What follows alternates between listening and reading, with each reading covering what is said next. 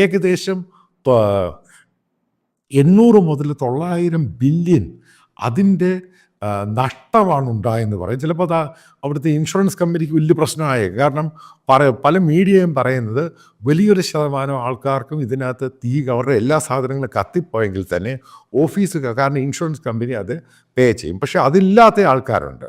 അപ്പോൾ അവരുടെ കാര്യം എങ്ങനെയാണെന്നുള്ളത് അവിടുത്തെ ഫെഡറൽ ഗവൺമെൻറ് പറയുന്നത്, ബൈഡൻ അഡ്മിനിസ്ട്രേഷൻ പറയുന്നത് എല്ലാ കാര്യത്തിലും ഫെഡറൽ ഗവൺമെൻറ് കൂടെ ഉണ്ടായിരിക്കും. അതാണ് അമേരിക്കയുടെ ഒരു പ്രത്യേകത എന്ന് പറയുന്നത്. മറ്റൊന്ന്, ഈ ഇൻഷുറൻസ് കമ്പനികൾ അതായത് ഒരു ഡേഞ്ചർ സോണിലോട്ട് പോകാനുള്ള സാധ്യതയുണ്ട്. പക്ഷേ അവിടുത്തെ ഫെഡറൽ ഗവൺമെൻറ് ആ രീതിയിൽ പോകാൻ സമ്മതിക്കില്ല. അവരതിനെ ഹെൽപ്പ് ചെയ്യും. പിന്നെ ഏറ്റവും പ്രധാനമെന്ന് പറയുന്നത് ഇത് പെട്ടെന്ന് അതായത് ബൗൺസ് ബാക്ക് ചെയ്യുമോ എന്നുള്ള ചോദ്യമുണ്ട്. ചില ആൾക്കാർ എൻ്റെ പല വീഡിയോയിലും വന്ന് താഴെ ഇങ്ങനെ അമേരിക്ക ഇങ്ങനെ തീ കത്തുന്നു. നിങ്ങൾ മനസ്സിലാക്കേണ്ട ഒരു സംഭവമുണ്ട്. അമേരിക്കയെ സംബന്ധിച്ചിടത്തോളം